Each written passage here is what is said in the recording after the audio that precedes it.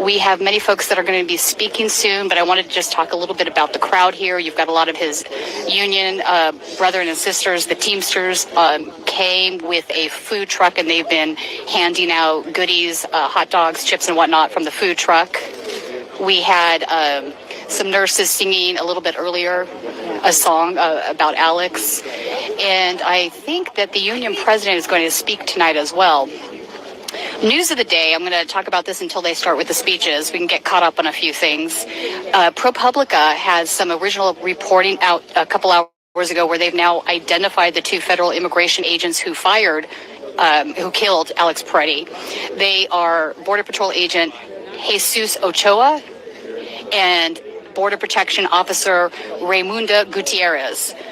The records viewed by ProPublica list Ochoa 43 and Gutierrez 35 as the shooters during the deadly encounter last weekend that left Pretti dead and ignited massive protests and calls for criminal investigations. Ochoa is a Border Patrol agent who joined CBP in 2018, and Gutierrez joined in 2014. So notable that these are not new hires. These are guys that have been with Border Patrol for a while now. Records also show that both men are from South Texas. Ochoa, who goes by Jesse, graduated from the University of Texas Pan American with a degree in criminal justice, according to his ex-wife, Angelica Ochoa. And a longtime resident of the Rio Grande Valley, Ochoa had for years dreamed of working for the Border Patrol and finally landed a job there, she said. So apparently he'd been wanting to do this for a while. Also, according to Angelica, he had about 25 rifles, pistols, and shotguns. So he's definitely a gun lover.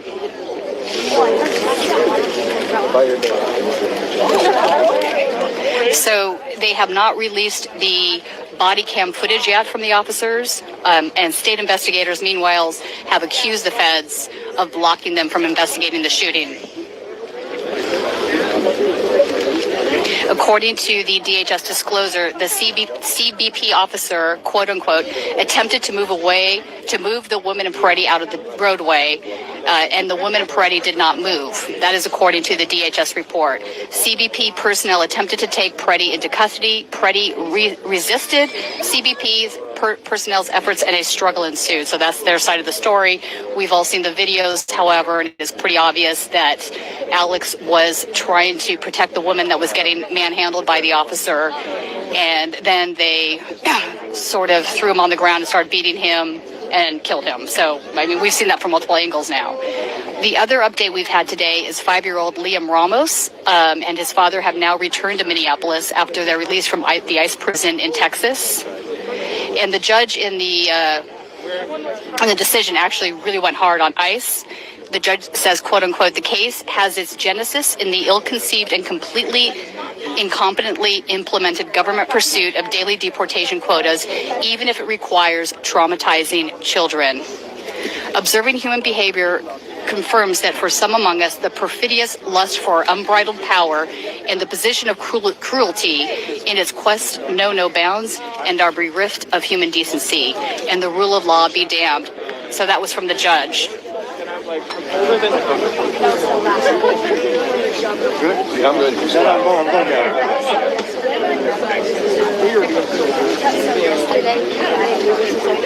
Also, if you're not a member of Status Coup, please consider becoming a member.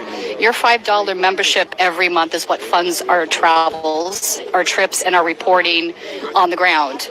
We've been here in Minneapolis now for over a month. Ladies and gentlemen, thank you for coming forward. I'd like to introduce the National President of AFGE, Government Employees, representing 803,000, Dr. Everett Kelly. Good evening, brothers and sisters. Good evening. Good evening. Good evening, brother. I want to say to you that I come representing 820,000 federal and D.C. government employees. And I come tonight not to bring shame to our brother, but we come tonight to remember him, Brother Alex Pretti, who was shot down for no reason whatsoever.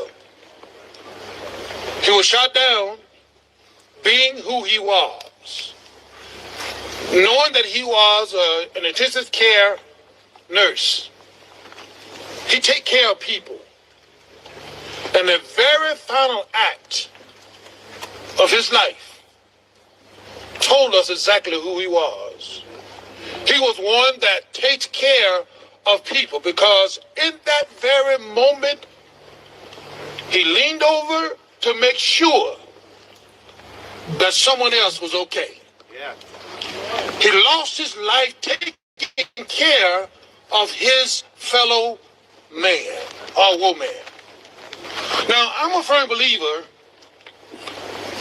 that good deeds come back around. But I also believe that you reap what you sow. I do believe that this work that Alex has been doing is God's work. Yes, sir. Now, I believe that what we do as a union is God's work, because we take care of those that cannot take care of themselves. I remember in Matthew chapter 25, there was a question asked, when have I seen you hungry and I didn't feed you? When have I seen you clothed and naked and I didn't clothe you? And the answer was, if you've done it to the least of these, my brethren, you've done it unto me. I do believe the work that we do is God's work. Yeah. Yes, right. This community, I want you to know that AFGE stands with you. And I know we have an opportunity to be angry, but should we be angry? Yes. Yes. Yeah. We have the opportunity. But let's make good of the life that Alex lived. He set an example for all of us, that no matter what the circumstance, we can do what's right. No matter the situation, we can do what's right. We can always lend a helping hand. We can always say to our brother or our sister, can I help you? Brothers and sisters, I'm going to tell you, I believe that there needs to be a reckoning Yes. and a revival in this land. Yes, sir. I'm going to quote 2 Chronicles 7:14, and it's a promise. It says, if my people, which are called by my name, and these people professing to be believers, yet they can turn their back on people in need. Wow. But if my people, which are called by my name, would humble themselves and pray and seek my face and turn from their wicked way, then will hear from heaven, I will heal the land, forgive their sins. This land needs a healing, brothers and sisters. This land needs a reckoning. This land, we as a people have the power. I want to tell you that we here in this community can make a change. Are you ready to make a change? Let's make a change. It's time for us to stand up and stand for what's right. Guess what? We don't have to be militant, but we have to be consistent. Consistent in what we believe. Consistent every day, standing up for Alex every day, telling the world that we are not going to back down. We're going to continue until justice has been done. You know, I'm here and I'm hurt. But I thank God for this community that have come together to recognize the services that this brother Alex has rendered to not just this community, but to this country. I'm grateful for his leader, Brother Jacob Roman, who is the president of the local union here, 3669, who has been awesome in making sure that this brother's name does not go out in vain. We need to give a round of applause for this local. And if there's ever been a time for us to stand together, that time is right now. Because the power is right here on these streets. Y'all hear what I said? This is where the power is. The power is not in the wickedness in Washington, D.C.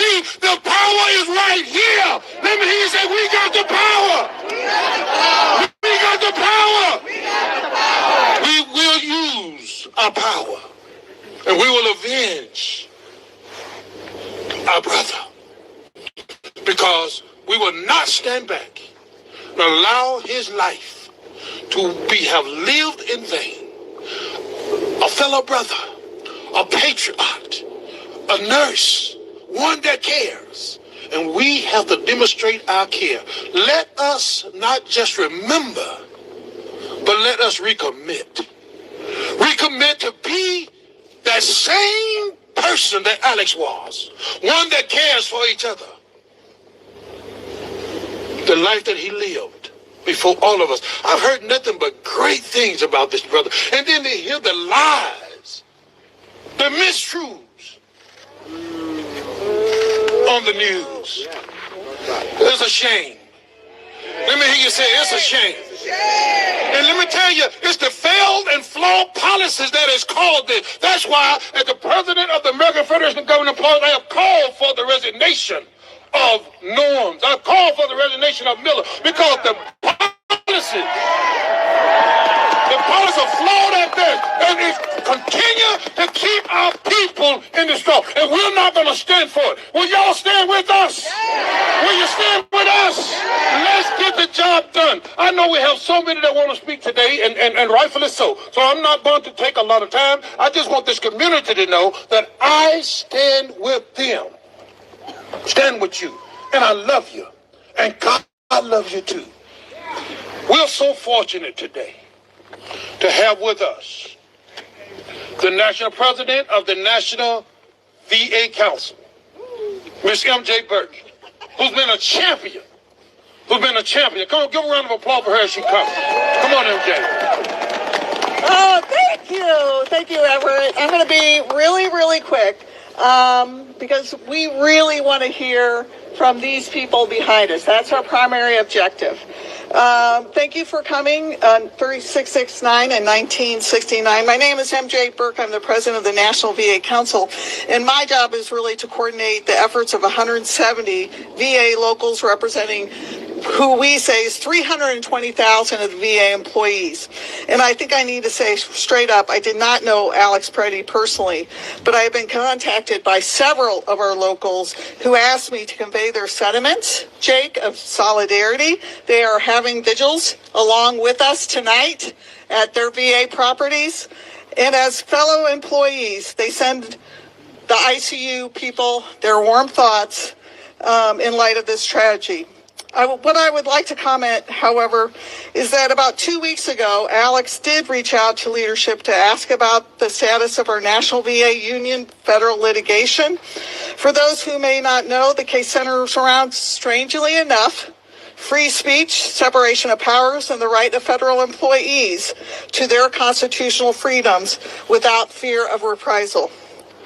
Listen, I'm a physical therapist, and I don't know much about constitutional law. But trust me, I've been listening to a lot of podcasts lately. The main thing I want to convey tonight is that I believe simply through his work with our veteran patient population, he deeply understood that freedom is not free. He understood the power behind Frederick Douglass' words. Power concedes nothing without a demand. That's right. That's right. Yeah. You know Frederick Douglass, the good buddy of Abraham Lincoln. So remember, those who choose, like Alex did, to pay union dues, please know it is not about protecting exclusive right to VA jobs. It's now about protecting shared vision of the role of government in securing our rights, both as federal employees and two, the Constitution of the United States. Yes. Alex's parents said, let the world know he was kind. That's what they first contacted us about. Let the world know he is kind. Listen, I've been up here for 3 days. It seems like he was more than that. Not only has a new song by Bruce Springsteen, but he made one hell of a difference. Not only to his coworkers who are going to talk about him, but to the world. Thank you so much for coming here. Thank you, MJ. Thank you. And now I want to pause parenthetically and make a note. I want everybody to take this note in.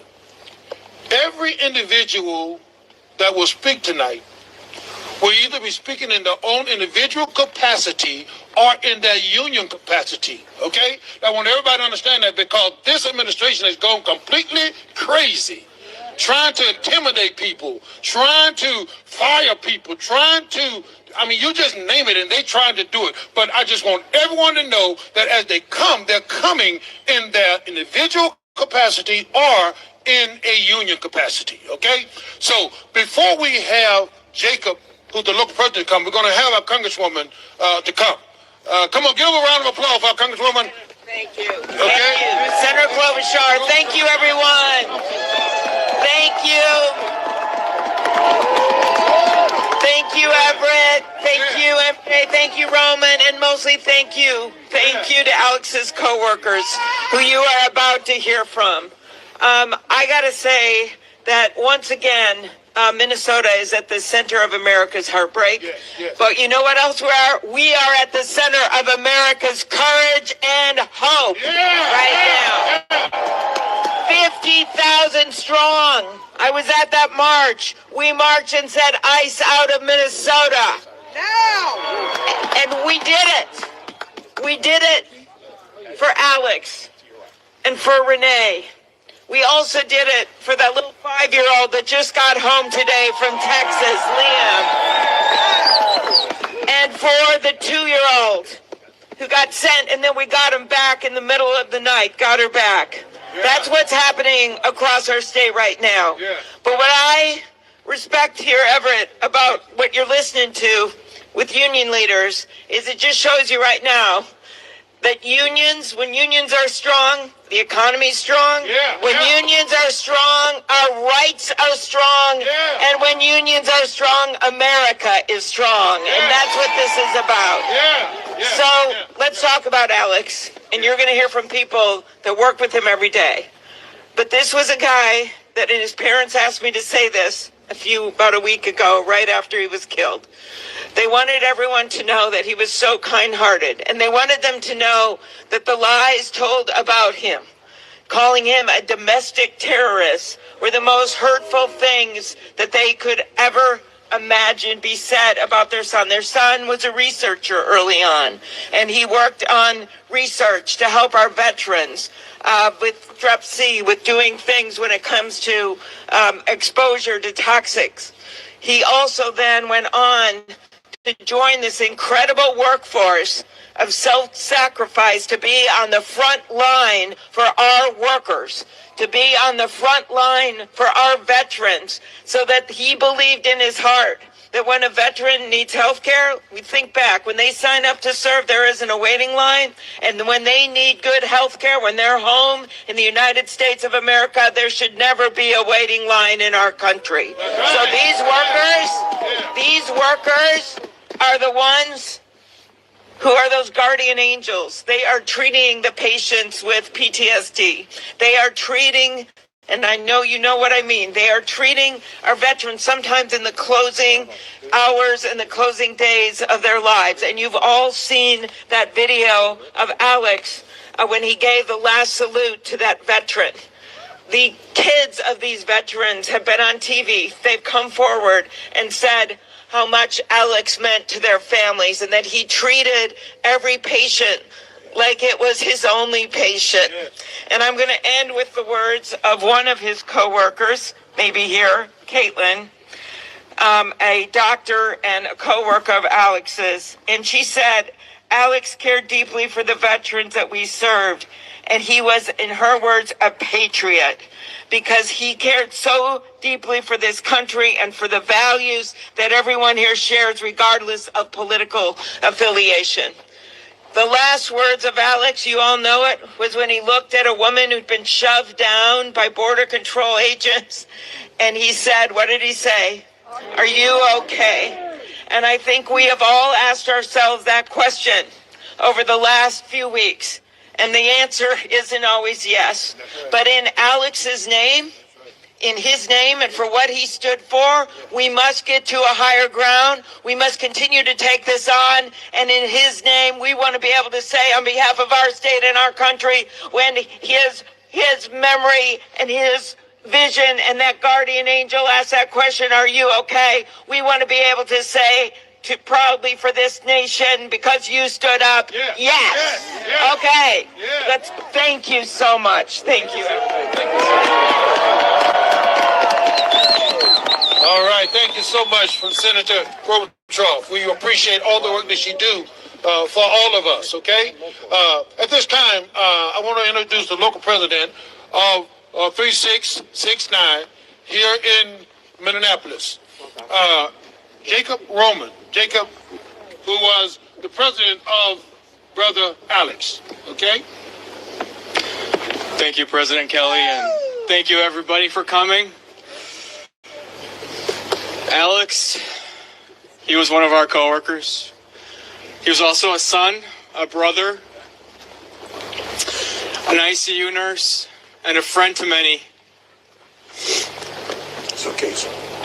As we gather here tonight, I just want to thank everybody for coming out and remembering Alex and honoring his memory. I also want to thank President Everett Kelly for being here, National VA Council President MJ Burke, District 8 National Vice President Rourke Hotop, our sisters and brothers from Local 1969, our Local 3669 members, and all the speakers and union members who helped put this together. Thank you so much. Woo! Yeah. I didn't know Alex well, but I was lucky enough to be acquainted with him. I became acquainted with Alex in my role as local union president. He was a union brother whose presence left an impression on me.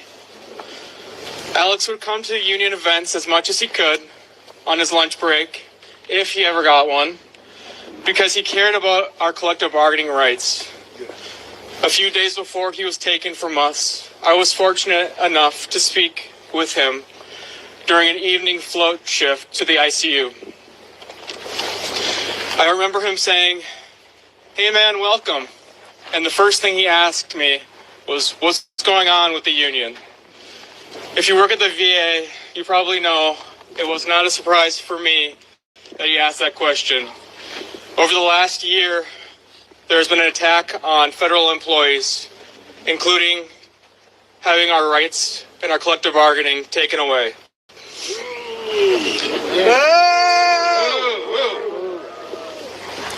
But that's how I remember Alex. He was an earnest man who cared about collective rights for his coworkers. A genuine, caring, thoughtful, inclusive person. Those were only some of the words expressed to me in many interactions with coworkers and staff from around the hospital. I also heard stories from Alex's coworkers that worked closely with him. One coworker told me the story of when she first started and was put in an awkward position where no one seemed to want to train her on her first day. She told me Alex looked at her and said, "I'll precept you, let's go." No hesitation, no resentment, just an eagerness to teach. Another coworker who worked with Alex for many years had a long conversation with me and shared how much she missed him. She shared that while she thinks anyone in our healthcare facility would intervene to save someone's life, she was certain Alex would be one of the few that would do it again if it meant helping someone else. It's because he cared deeply about helping others, even if they didn't look, sound, or come from the same background as him, that made him special to those that knew him.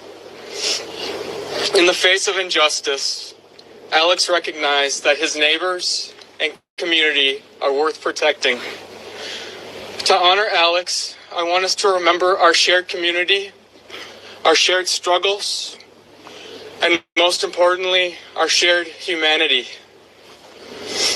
These big moments are going to happen. We cannot change that. It is what we do after that counts. Let's continue Alex's legacy by fighting for and defending our communities and for each other. Thank you.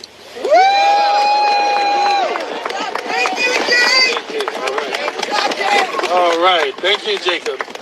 Let us continue to pray for Jacob and for the co-workers there at the VA Medical Center. At this time, we are so fortunate to have a congresswoman here, Congresswoman Kelly Morrison. At this time, she's going to come and share some words with us. Thank you. Woo! Thank you. Thank you. Good evening, everyone. Good evening. So honored to join you all tonight. It's a solemn and a sacred night to gather together here and remember Alex Pretti, to mourn his loss and to honor his incredible legacy. To everyone who worked beside Alex, who became a better nurse or doctor and learned from his mentorship, who are missing his calm presence amidst the challenges of the ICU, who are feeling the unspeakable grief of losing their beloved son, brother, co-worker, friend, and neighbor, I want you to know that my heart is with you. We are all reeling from the pain of the injustice of this senseless killing of one of our neighbors. You know, I did part of my medical training at a VA hospital, as more than 70% of American doctors do. So I know firsthand that no one works harder or cares more than nurses. And y'all treat most of the doctors pretty much all they know too. You know what I'm talking about. But VA nurses are particularly special. They are the backbone of the entire operation. They are fearless and they are compassionate and they care deeply. And that's what sounds like, and I didn't have the honor, but that sounds exactly who Alex was. Someone who dedicated his life and his career to being a caregiver, who answered the sacred call to serve our veterans, who was devoted to helping people heal. He was the best of us. And I believe that Alex will go down in history as a true American hero. Through his courage, his passionate commitment to caring for others, and until his literal last breath, always trying to do whatever he can to help and protect others. Alex's valiant efforts helped expose to our country and to the world what was happening here in Minnesota. The atrocities, the cruelty, the brutality, the lawlessness, the constitutional and civil rights violations. And Alex is part of a huge network of Minnesotans stepping up to care for and protect their neighbors. That's right. Yeah, Minnesota. In the face of unfathomable cruelty and indefensible lawlessness, Minnesotans are doing what we always do best. We're stepping up to protect our neighbors. We're speaking out for justice and equality. And we're standing up to tyranny with strength, dignity, and love. This administration is trying to break us down every single day with their cruelty and their division. But we are showing the world what it looks like to courageously and peacefully resist, stand firm in our values, and never give up our kindness, our generosity, and our compassion for our neighbors. Exactly as Alex did. You know, Alex's sister said that he was one of those people who could light up every room that he walked into. His final nursing student reflected that too and said he carried patience, compassion, and calm as a steady light within him. And I believe that Alex will continue to light the way for us now. And we must honor his life by choosing courage, taking care of one another, and carrying his light to create a kinder, stronger, more just and more compassionate country. We will continue to fight for justice for Alex, to restore peace and dignity to our state, to get these lawless, reckless, lethal federal agents off our streets, and hold this administration accountable. This is a fight for our democracy, our civil rights, and our human decency, and I believe that we will prevail. Thank you very much. Thank you. Give it up for our Congresswoman. All right. Now we have one of our co-workers of Alex here with us, Faith Roman. Faith, would you come, please? Faith, thank you.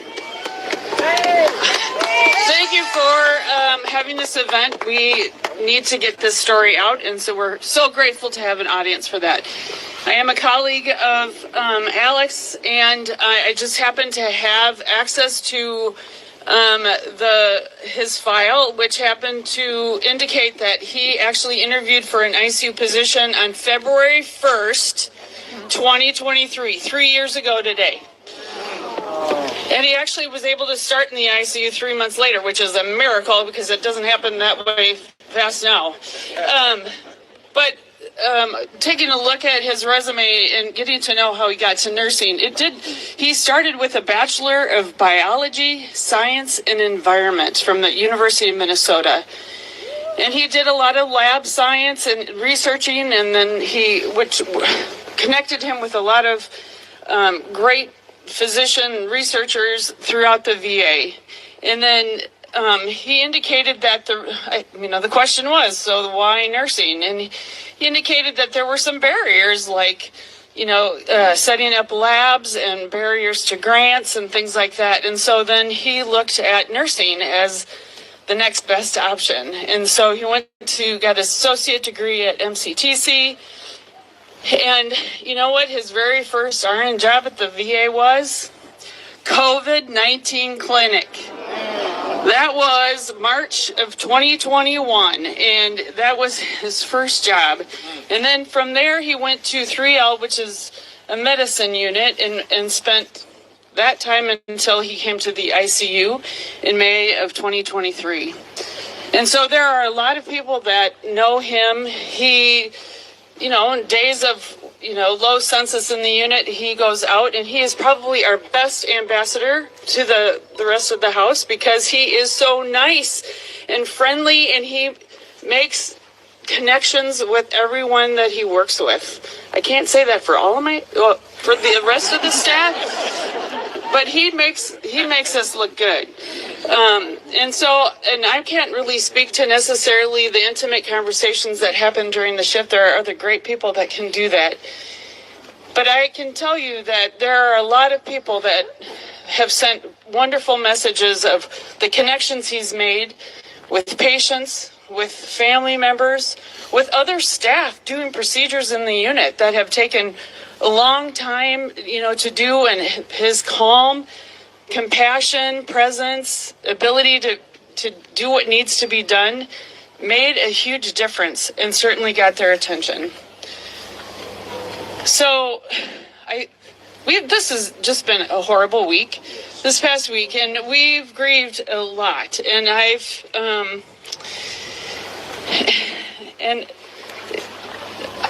I challenge myself to move on from grieving, but there have been wonderful opportunities to participate in different events, and I just saw Amy earlier today at the Orchestra Hall, and I do think that his legacy makes me want to go forward. Yes. Yeah. And that forward is I tell you, anybody I meet, instead of asking them, how are you doing? Because I hate that question right now. I am going to say, are you okay? Are you okay? Are you okay? Yeah. Right. That's my legacy. Thank you. All right. Thank you. Okay, our next speaker is the People's AG. All right. I don't know if you all know, my organization has really been under attack by this administration. And when this gentleman, this Attorney General, read about it, thought about it, he was one of the first person to call me and said, Everett, we got your back here in Minnesota. And he didn't just say it, he made it become true because they filed lawsuits on our behalf, and guess what? They won too. Why? Because it's right. And we're going to continue to fight when it's right. So, Attorney General Keith Edison, thank you, sir. Yes, sir. Thank you, Reverend President Kelly, because you're both. I want everyone to know that our dear beloved sister Tina Smith is under the weather tonight because there's nowhere else she would rather be than right here with you. But she's feeling a little ill. But send her a little love. But you know, the scripture says there's no greater love than this. That's right. He who lays his or her life down for his friends. Wow. No greater love than this. No greater love. He who lays his life down for his friends. And for a nurse, giving your all, giving your life is just a daily routine.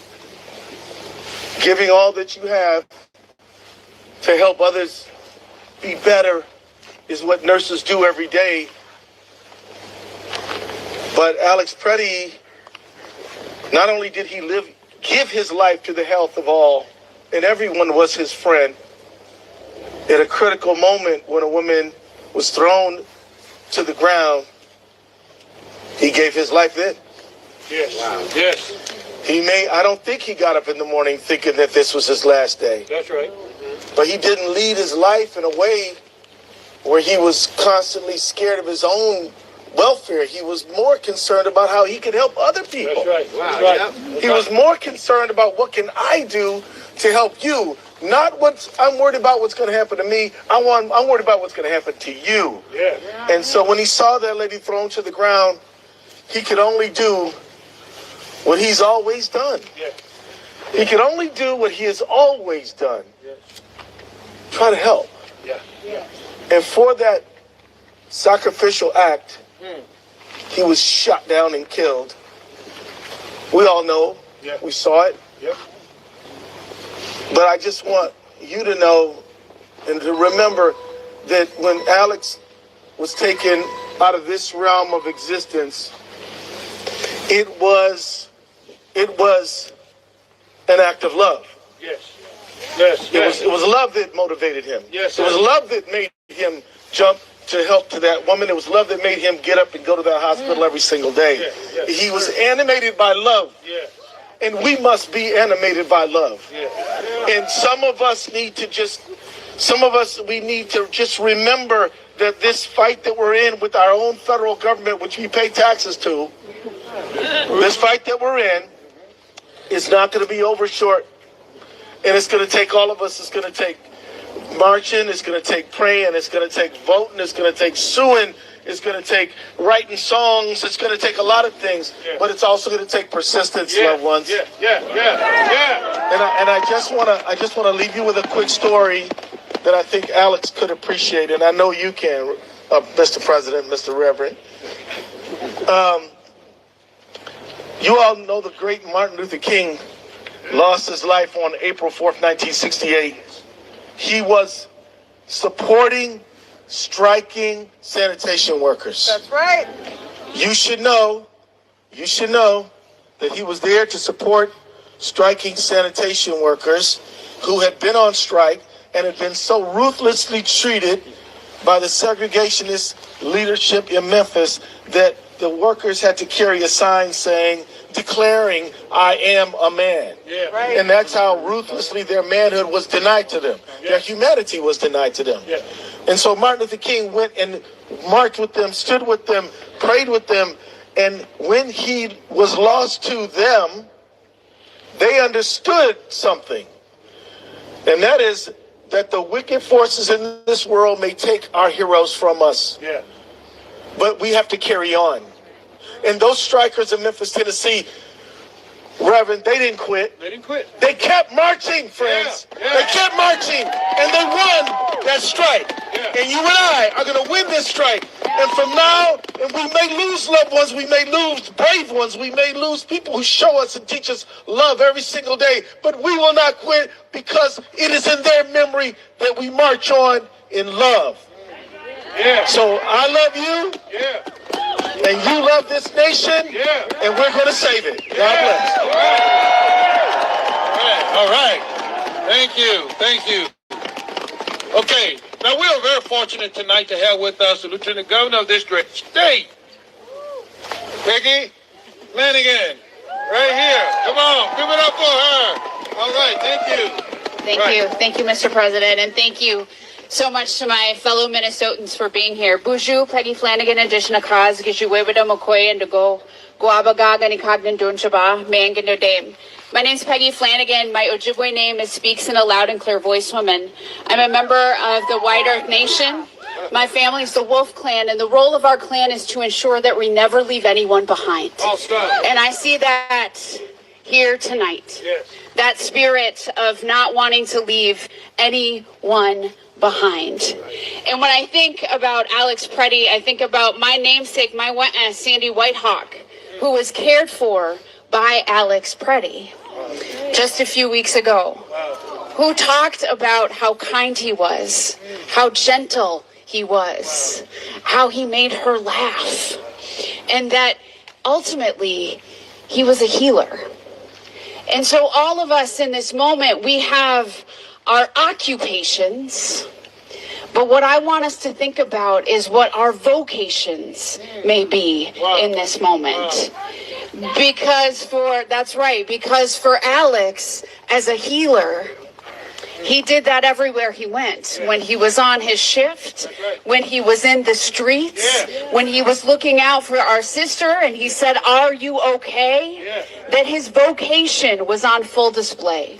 And so as Minnesotans in this moment, when people have underestimated us, they do not know that our vocation every day as we live and we breathe is to care for each other, to stand up for our neighbor, to be unwavering in our love for our fellow man or woman or person in this time. And so I know that you are tired. I know that you are exhausted. And I will say what Alex has taught us is that this isn't a sprint and it's not even a marathon. That's right. This is a relay, friends. And so that we do the work until we cannot do it, and then we pick it up and we continue to do the work for each other. So please take care of yourselves and take care of your spirits. And know that what the federal government, what the Trump administration has laid upon our doorstep, long after ICE and CPB is out of our streets, there will be need for restoration and for healing. And that our expectation is that will be delivered here to the people of Minnesota, because we are going to fight for it, because we will continue to look out for one another and to ask for what we need and for what we deserve. In the name of Alex and everyone else that we have lost, but for that fighting spirit, for the healers who work in this building every single day. So please, take care of yourselves and take care of your spirits. We've got one another. We will hold one another up. Thank you for sharing your friend Alex with all of us. Shimi Brunch. Thank you. Okay. Listen, brothers and sisters, at this time, I want to bring our own National Vice President of Women's Affairs Practices up. He is one that's fighting for civil rights for all across this country. And so, Brother Dr. Kendrick Robertson is going to come at this time and give a word. And after that, we're going to have a council member to come, okay? Thank you, everybody, for being here. Alex was one of our members at AFGE, as you all know, and seeing him killed, the way in which he was killed, and all of that, it was so infuriating for all of us. And just like all of you, we sat here and we kept questioning, why is this happening? We kept questioning, why is this happening? We kept trying to figure out why this administration keeps creating the conditions for these things to occur. Because if we point the finger where it needs to be pointed, this administration continues to put us in conditions, not just here in Minnesota, but all across the country, that makes this not work, that puts our people in jeopardy, that has our people killed. Yes. And we are going to keep fighting, because one thing is for sure, we know that this administration has been trying to traumatize the federal workforce since they've been in office. And that's not just my words, right? Their leader of their Office of Management and Budget, Russell Vogt, he got up there and he said in his own words, we got him in HD, he said he wants to traumatize the federal workforce. He said he wants them to wake up each day and not want to go to work because they are increasingly viewed as the villains. And he wants to put us in trauma. Now, I don't know about you, but anybody who has a goal to villainize and to traumatize, that sounds like evil to me. Let me hear you say evil. And so, one of the things that we have to remember is that even though Alex was killed, we're not going to replace him with just one of us. That's right. We're not going to replace him with two of us. We'll never replace Alex, but we're going to fill in these spots. We're going to do this relay like they said earlier. It won't be just one of us. It won't be just two of us. It won't be just 10 of us. It won't be just 100. It won't be just 1,000. It won't just be 100,000. There will be millions of us that will come up and show up everywhere, every day, to make sure we stand up and fight against this administration. We are not going to back down. We are not going to give up. We are going to keep working and keep fighting until we can see justice for everyone in this country. All right. Okay, thank you. At this time, we are very fortunate to have a council member here, Soren Stevenson. Thank you for coming. Thank you for being a part. Thank you. My name's Soren Stevenson. I am the Minneapolis City Council member in Ward 8, which is where Alex lived. I never had the privilege of knowing Alex, but I do know two things.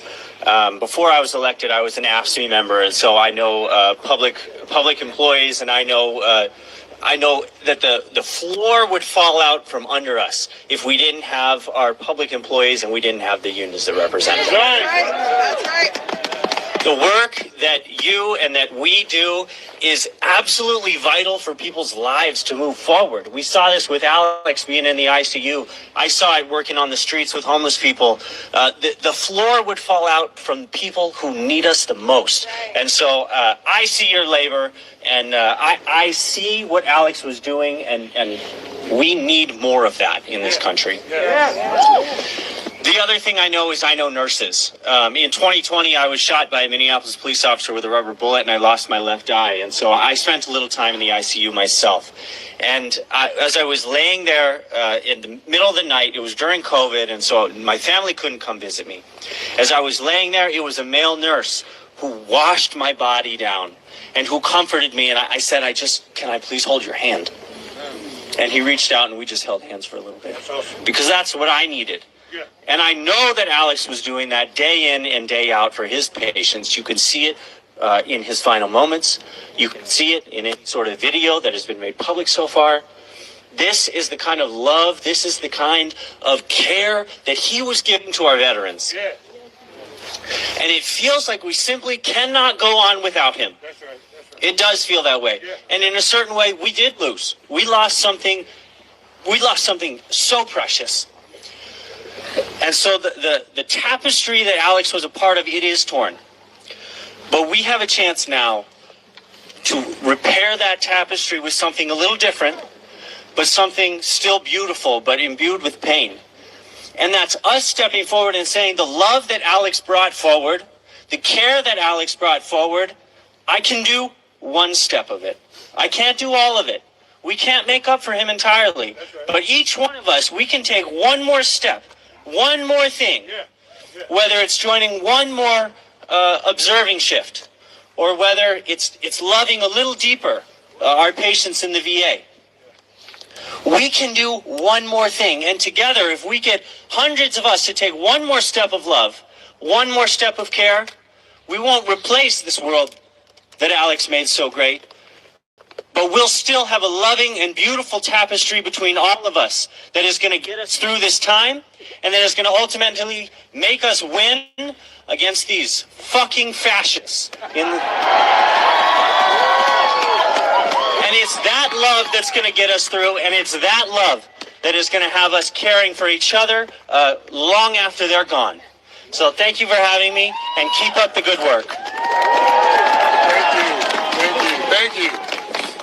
Okay, we are very fortunate again. We want to go back to one of our co-workers, Angela Carella. Angela? Did I say that? Okay. Sorry, I'm going to try to talk loud. I'm a really quiet person. Not really.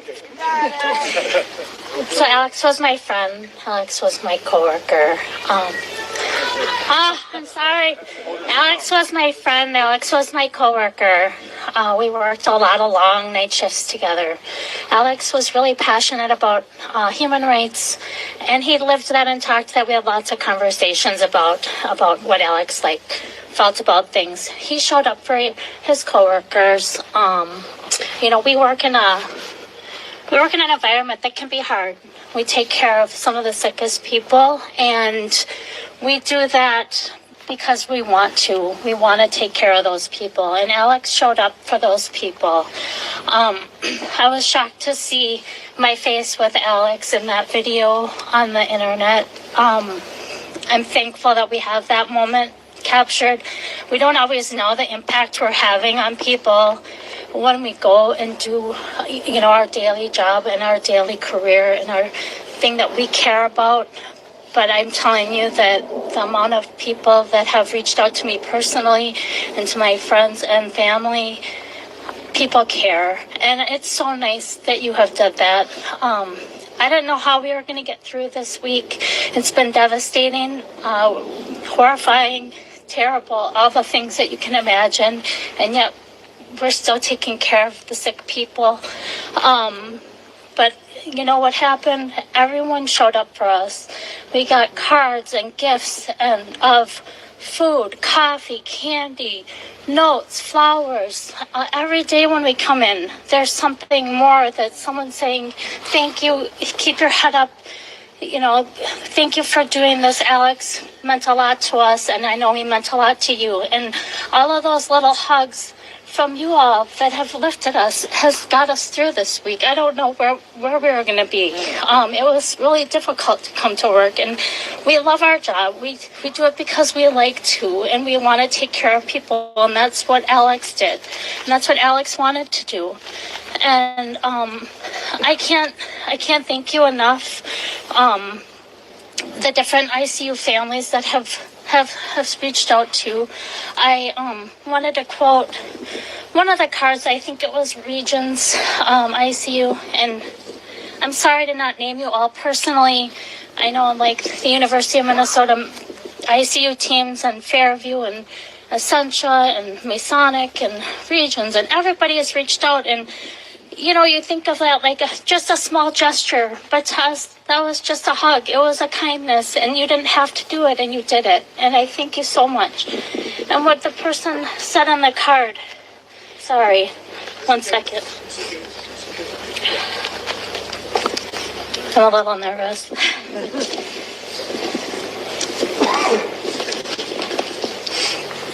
The person wrote, and they didn't leave their name, so thank you to who wrote this to us. The bonds we form in healthcare are unique and irreplaceable.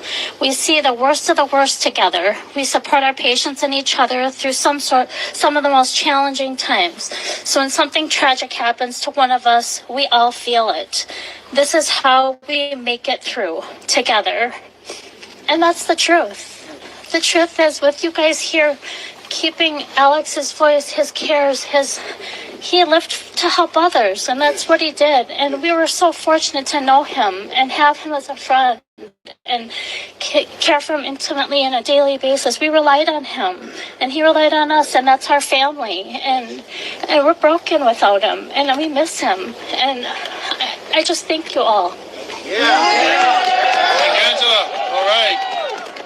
We have another co-worker here, Josh Green, who is the sergeant at arms for the local union here. Give Josh a hand as he comes. All right, Josh. All right.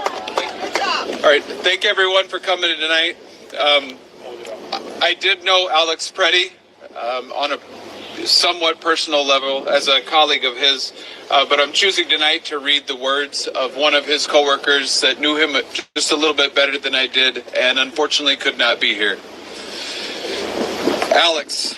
I knew Alex only through our lengthy conversations at work over the last few years. We did not spend time together outside of these walls, both being introverted and proud of the space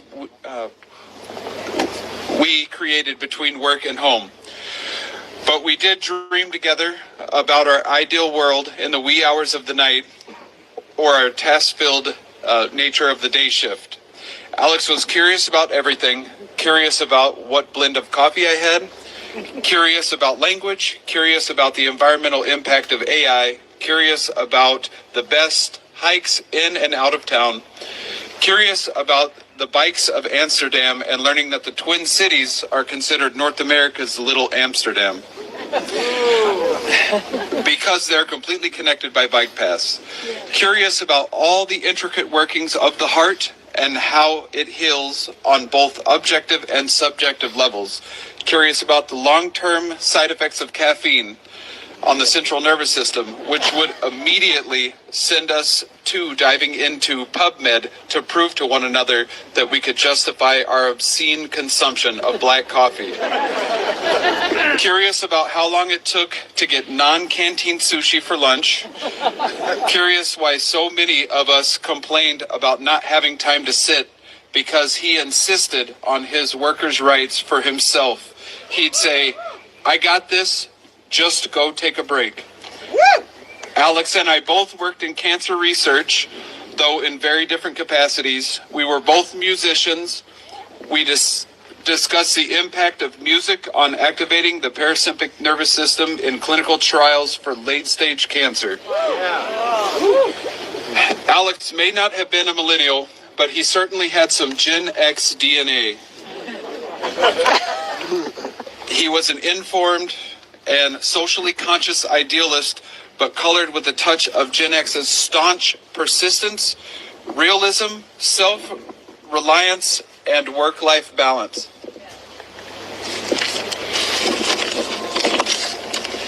As an ICU nurse, there are so many micro moments that slow time to a standstill and frame a shift.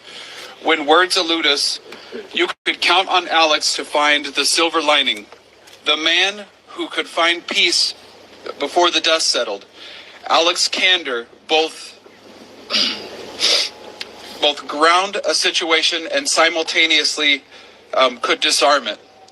His ability to negotiate difficult situations with a simple "hell yeah," or "you got this," or "this is a mess and I need help," appealed to my Dutch directness. No fluff, no hand-holding, no overly wrought emotional disposition that would ultimately make me uncomfortable.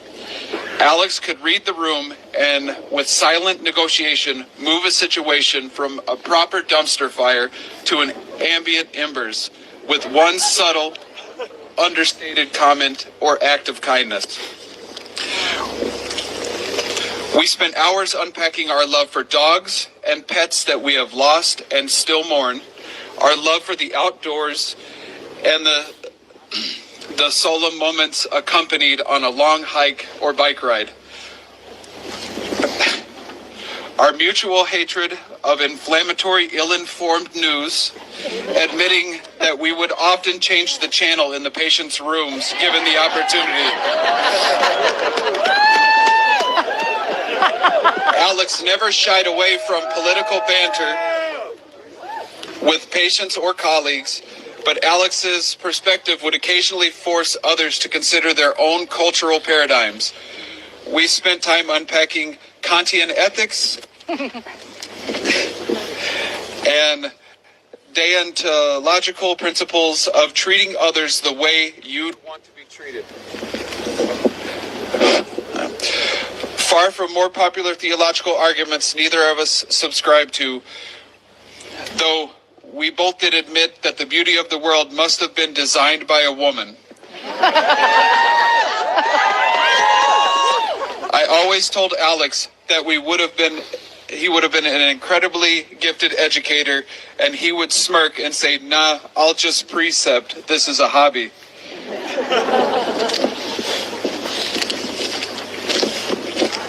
Alex didn't research the unknown to be smarter than those around him, or to change people's minds or hearts. His intellectual curiosity was an intrinsic part of who he was, anchored in his DNA. Alex spent time researching and learning about where to find the world's most beautiful autumn foliage, tumor plasticity, and the environmental impact of cancerous cells, both holding equal importance in his world. Alex was genuinely my intellectual touchstone at work, and I looked forward to our unexpected conversations. And this was the poetry of Pretti, an unassuming intellectual and inevitably flawed man, an unwavering advocate of justice and equity, and unimaginably generous and dedicated neighbor and colleague to those in his presence. He was the consummate example of strength and truth in solidarity, a sentiment that was never false for him. The last conversation I had with Alex was on a night shift, him sitting in his signature black scrubs with his feet up on the candy drawer. We discussed dogs, being an aunt or uncle, and where we'd have the most modest home if we had won the Powerball. Alex had found a dog on Pet Finder. He just wasn't quite ready to adopt or rescue again after losing Jewel, his dog, but found that looking helped his heart heal more each time, each day. We talked about our top 5 places that we would like to live, and they were all centered around the proximity to his family and to outdoor adventures. We discussed our love for being an aunt and uncle. Alex wasn't flashy, and he didn't subscribe to capitalist ideology. He was grounded in his love of community and justice. I will miss Alex. I will miss him popping into the 5 in 5 meeting just a little too late to go unnoticed.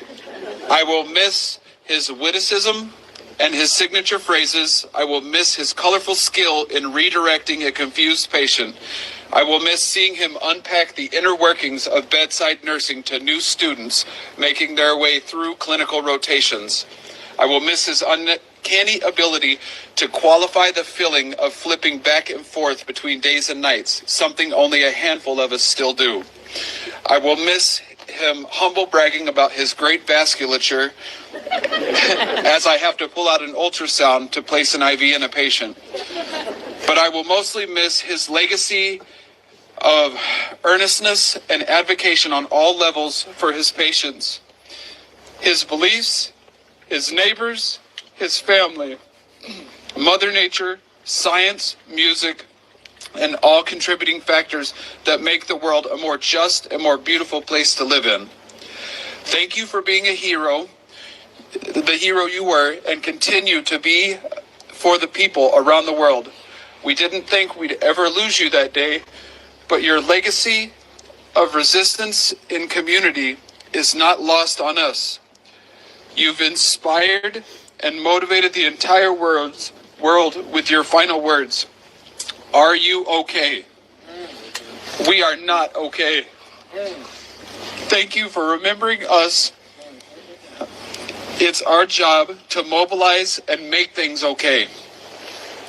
We will resist and rise in power in honor of your legacy you leave behind. I hope you find a peaceful rest and a healed heart. Goodbye, my dear friend, Kelly.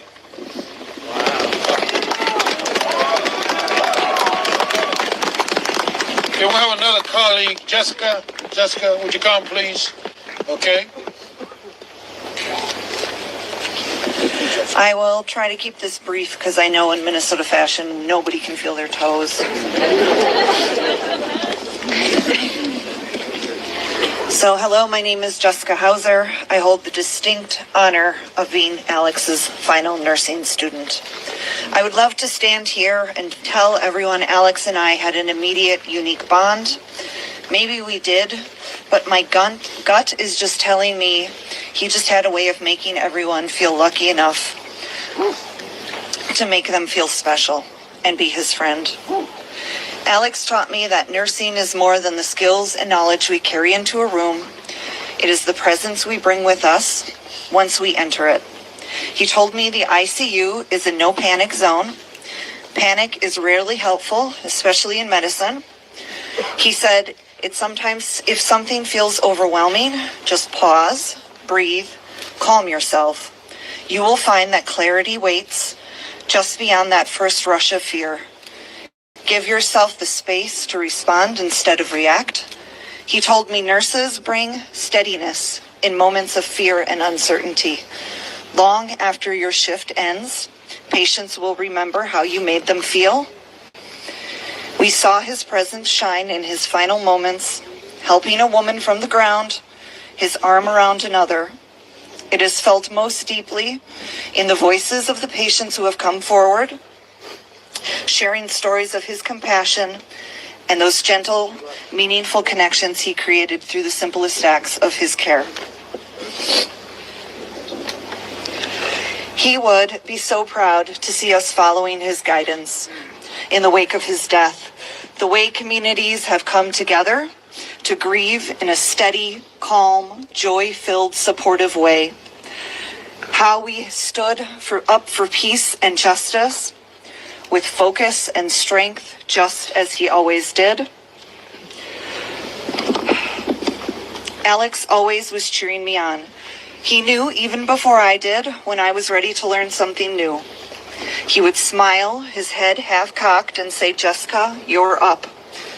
My final shift before graduating, I asked him, "How will I remember all of this without you there helping me? Can I shrink you somehow and take you with me?" He laughed, as he often did, and told me he has given me all his best advice. I was ready, but I could always call him. He would be there. Alex, you may not be here in person, but your presence is felt. Thank you for understanding and believing in me when I didn't believe in myself. I don't know if you can hear us, but we understand now it is our turn to carry on your service. Thank you for the impact you had, not just on my life, but on the lives of countless others. Your name has been spoken all over the world, from Minnesota to the halls of Congress, as a shining example of sacrifice and service.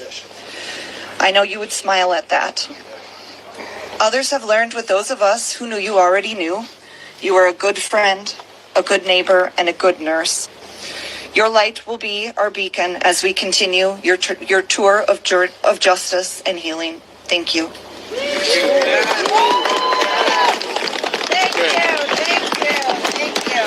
Next, we have the National Vice President of FTE District 8 here, Brother Rock Hotop. He is the National Vice President for this region. Brother Rock, at this time. No, thank you, President Kelly. Good evening, everybody. I know it's really cold, and I actually didn't prepare anything because I kind of wanted to get here tonight and feel all of this and to hear the outpouring of love and compassion and remembrance of Alex. I didn't get the pleasure to know him like so many of these wonderful people did, and I'm kind of jealous of you all for being able to know this guy. But yeah, so this is I'm a proud Minnesotan. I'm really proud to be here and to represent this area and the VA employees that do such great work and gave such meaning to Alex's life. And we're so grateful that he was here as a nurse in the ICU at the VA. And I don't really have anything else beyond that other than it's very humbling tonight to see so many people braving the cold on a Sunday evening to acknowledge Alex and to remember him. And I think it says a lot about the impact that he's had on all of us that we're here and we're not going away, and it's cold, and we're speaking out about the injustices and trying to change the world to fix so many of these wrongs. And our resolve is not broken. Our hearts are broken right now, but our resolve is not. In fact, it's stronger than I think it was before. 4th. Again, I thank so many of you for being here tonight, and I appreciate that and all the hard work that went into this. So I'm going to be the guy that does the thank yous, right? So everybody here, our friends at the Teamsters coming out and being here to support us. And, so much of our AFG staff and the VA Council and the locals 1969 and 3669 for putting all of this together on such short notice and doing this on a Sunday evening. I know we have some more speakers, so I don't want to take too much more time, but also wanted to acknowledge Katie Connolly came out from Congresswoman Betty McCollum's office. They sent a letter over, and we do really appreciate Congresswoman McCollum and Katie for being here as well. But with that, I'll stop babbling, but thank you, President Kelly, for being here as well, brother. I appreciate you. All right. Okay, we have another colleague, Sister Betty Hatfield, come and have some words, please. Everybody over there need a burrito? You guys get dinner? Sure. You want a burrito? No, I'm good. Thank you. Everybody back that forward? Take some coffee. Guys, they're good too. Want a burrito? I've gone over these words 100 times, and they still don't feel like enough. Because how do you sum up a person who gave so much of himself? Not just at work, but in every part of his life. My last memory of Alex is from his very last shift, the day before we lost him. It was shift change, and one of our patients had just come back from surgery. Things were busy, but he gave me a report like he always did. Calm, thorough, never rushed. I told him, I'm good. We've got everything.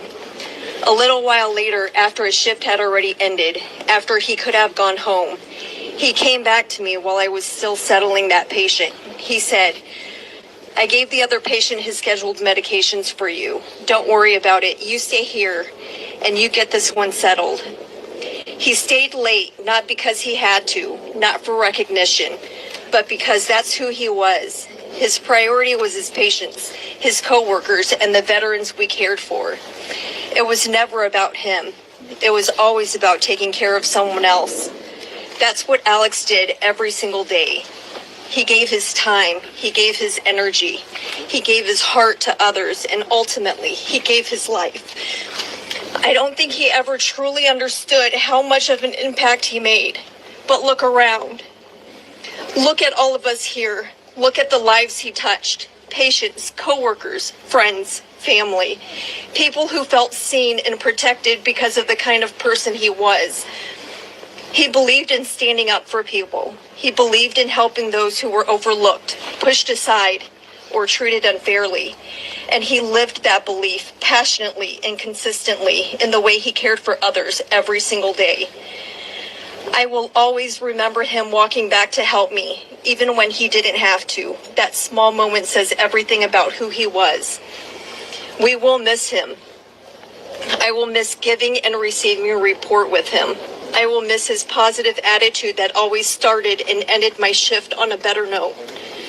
Alex made a difference, a real one, and as long as we keep telling the truth about who he was, kind, brave, and endlessly giving, he will always be remembered.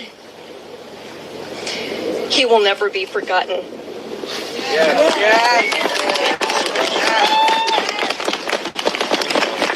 Okay, we have with us from the AFL-CIO, Bethany Winkles. Okay, Bethany, thank you for being with us tonight, okay? Thank you so much, President Kelly. Good evening, everybody. Good evening. My name is Bethany Winkles. I am the Secretary-Treasurer of the Minnesota AFL-CIO, our state's labor federation of more than 1,000 local unions who represent over 300,000 working people across our state. This evening, President Burnham is unable to join us, but I wanted to start with some words that she shared at a vigil we held last week. We are gathered here first and foremost to remember our union brother, Alex Jeffrey Pretti, a member of Local 3669 of the American Federation of Government Employees. While I didn't know Alex, from everything we've learned about him, I wish I had known him. Everyone who spoke of him spoke of a man who cared deeply about his nation, his state, his community, the people he mentored, and the veterans he served every day as an ICU nurse at the Minneapolis VA hospital. It was that deep care for his fellow Minnesotans that brought him to Nicollet Avenue on Saturday morning. Losing Alex diminishes us as a nation, a state, and a labor movement. The worst part of all of this is that he didn't have to die. He died because Minnesota is under siege. We're under siege by a poorly trained armed force in our neighborhoods whose leaders encouraged the kind of behavior that cost both Alex and Renee Good their lives. This evening we will mourn for Alex, and we have been able to hear directly from his AFGE union family to learn more about the person that he was. But we will also do what we hope Alex would have wanted us to do, by taking our grief and translating it into action. And with that, I want to lift up 3 things that I think are important for us as we commit not just to justice for today, but into the future and for the protection of our constitutional democracy and the rights that we are all fighting for and Alex died for. First of all, ICE out now. The harm, the violence, the pain, the cruelty needs to stop. None of this could have been prevented by any cooperation. The only thing that could have prevented the violence is if the perpetrators had put down their weapons, put down their arms, stopped breaking windows, stopped terrorizing families, and the people that are to blame for that violence are exactly who we know they are. That is why, in addition to getting ICE out immediately, we have to ensure that they don't take this horror show into any other jurisdiction or any other community. We will not allow for Minnesota to be the proving ground for these horrific tactics to be taken across our nation. They invaded a winter people in winter, and we will not surrender. We need to make sure that in this window of time, when we have the federal government paying attention and Republicans finally starting to acknowledge the truth of the cruelty and harm that this administration has wrought, that they are unable to move forward any more propaganda that allows status quo and practices as usual. We need to, as Tina Smith said in her op-ed in the New York Times, tear ICE down to the studs. We are done with having a cruel, unaccountable administration use this secret police to enforce immigration laws that in and of themselves need deep reform. Finally, and most importantly tonight, as we talk about Alex and remember him, we need to fight for justice. We need to fight to rebuild.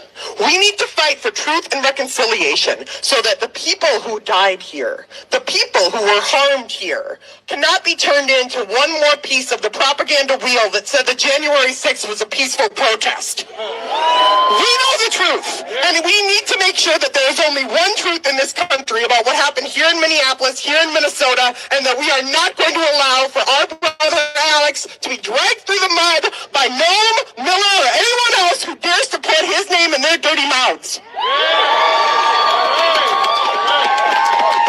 We are here together now. We need to commit to staying together as we fight for all of those lanes. This country does not have a history of acknowledging its harm. We know that what was done to the treaties of the Native Americans, what was done to enslaved Africans, what was done to Native school children in schoolrooms and boarding schools, none of this has been fully accounted for. We need to look at Canada. We need to look at Germany. We need to make space for the idea that victims cannot be re-victimized by being doubted about the horrors that they were put through by our government. So commit with me tonight to stand up with Alex, for all of us, and ensure that we are fighting for the country that we deserve. Thank you. All right. Okay. We are very fortunate to have with us one of our vice presidents of the NVAC, Ms. Barbara Casanova. Barbara. Good evening, everybody. I'm Barbara Casanova. I'm from Little Rock, Arkansas. So y'all be easy on my delicate self. I'm not used to this weather. I'm really humbled to be here. But the true heroes behind Alex is this ICU group. MJ and I, our president, we had the pleasure of spending time with that group. Not one person in that ICU spoke any ill. But what was really horrendous is shame on VA. They have not been given a proper chance to grieve, to contact Alex's family and say, we loved your son. We loved Alex. What kind of violation of that is that? That is shame on the VA. And thank you to these coworkers who come out here and spoke up for their coworker for doing a kind deed. And one thing that is, we are living history, brothers and sisters.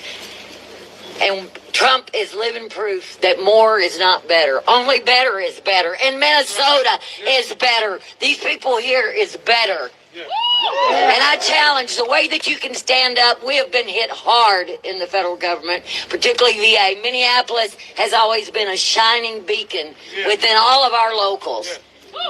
They've been hit hard. All of us have been hit hard. Our membership is down. If you want to stand up, if you don't belong to a union and you can, go join it, especially in the federal government. Stand together. Thank you, brothers and sisters.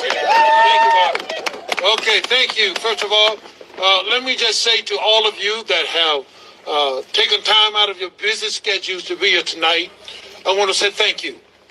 Thank you for standing for this cause. Just at the last moment, the NVAC decided that we would do some of these events nationwide.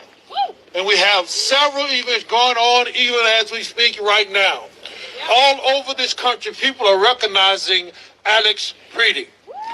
They're recognizing, they're understanding who he was and not who people say he was. That's right. Because we know who he was. His life is a living example of who he was. And we're going to continue to live his legacy. And we're going to do that not just by talking, but we're going to do it by doing. Because we're going to do something about what's happened in this state. Are y'all with me?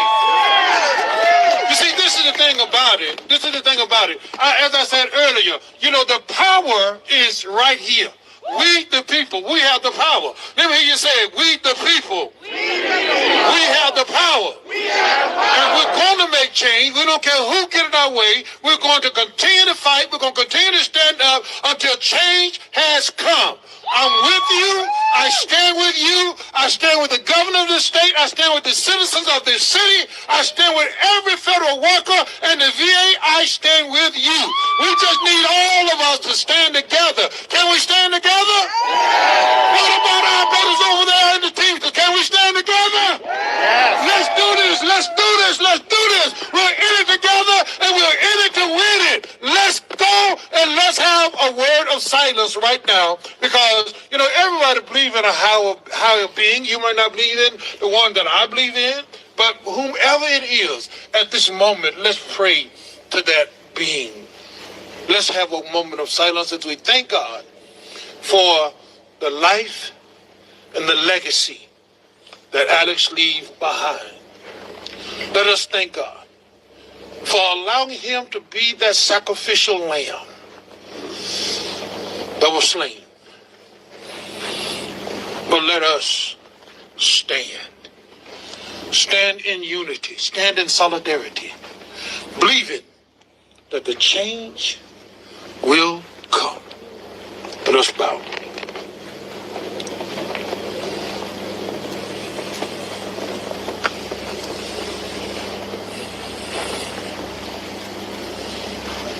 Thank you and good night. I love you all. I love you. I love you. Thank you. Sorry.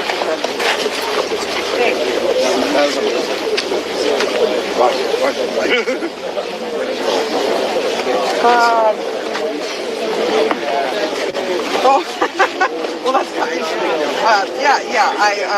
Sure. Don't break your hip.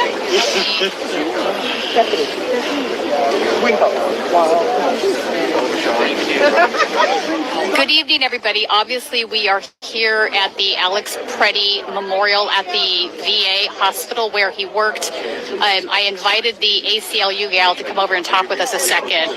She made this great point about the Trump administration invading a winter people in winter, among other passionate things. Sorry. Thank you. Yes, absolutely. It's Stephanie, right? Stephanie. Thank you. Thank you. Stephanie or Stephanie? Bethany. Bethany. So I can't hear with my I have mufflers on my. Sorry, who are you with? Just so I know. Yeah. He's from here. And where do you guys, are you, okay. Oh, Midas Touch? Nice. Yeah. Nice. I watch you guys every day. See, there you go. Okay, cool. What do you guys, what's your focus? Like, if you had to sum it up? Cool. Good work, Bethany. Thank you, Bill. All right.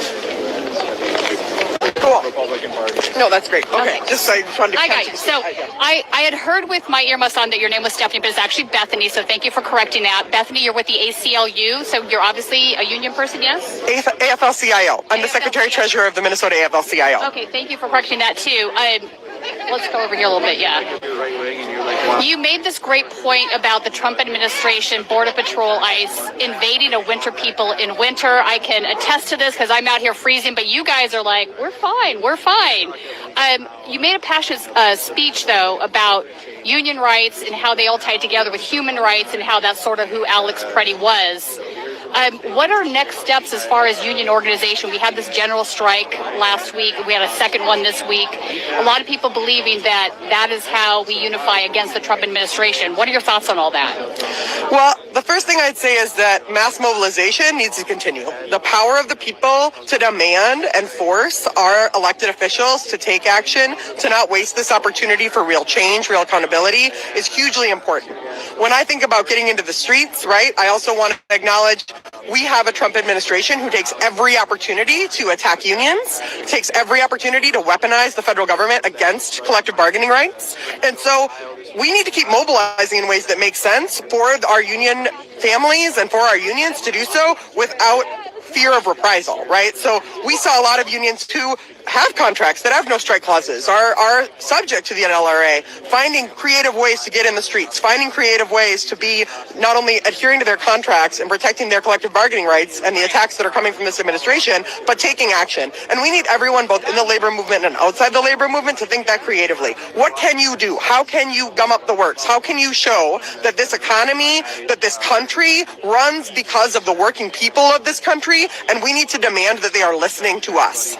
So for folks that don't know what the NLRB is and what Trump did with it, can you kind of walk people through that and why it's so important? Well, that's a big question. Yeah, so I mean, the bottom line is that Project 2025, the roadmap that the Trump administration has been unfortunately very effectively using, wants to eliminate unions. We know that in this country, we've seen again and again large corporations move to right-to-work states that always undermine the ability for collective bargaining. They're trying to pit working people against each other. The Trump administration wants to block any ability for unions to have power or use their power because they know that the unions are a key checkpoint in democracies. You look across the world, you look at places where people have strong rights, civil rights, better protections. It's because they have an active labor movement, and they continue to try to chip away at that so they can have a lower class of people that will do the work while the billionaires continue to take every penny they can off people's backs.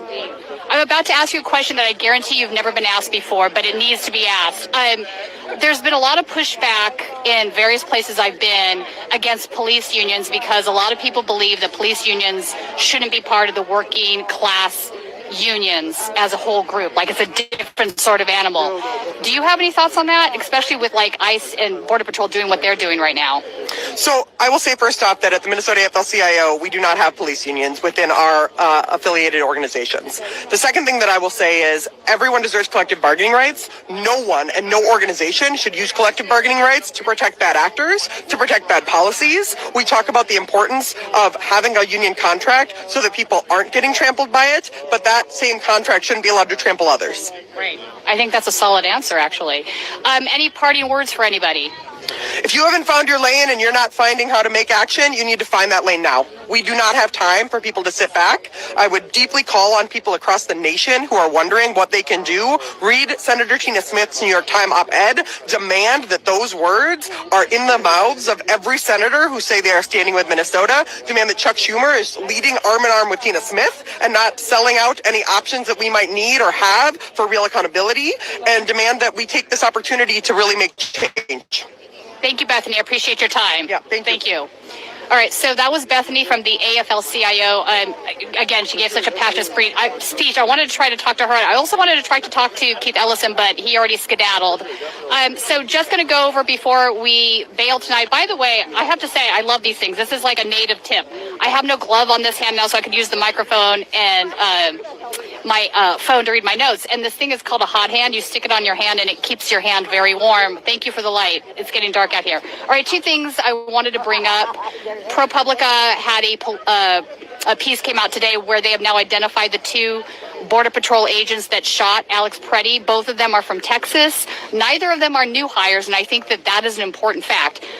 One is named Gutierrez. He is 35 years old. He joined the Border Patrol in 2014. The second one is Jesse Ochoa. He joined in 2018.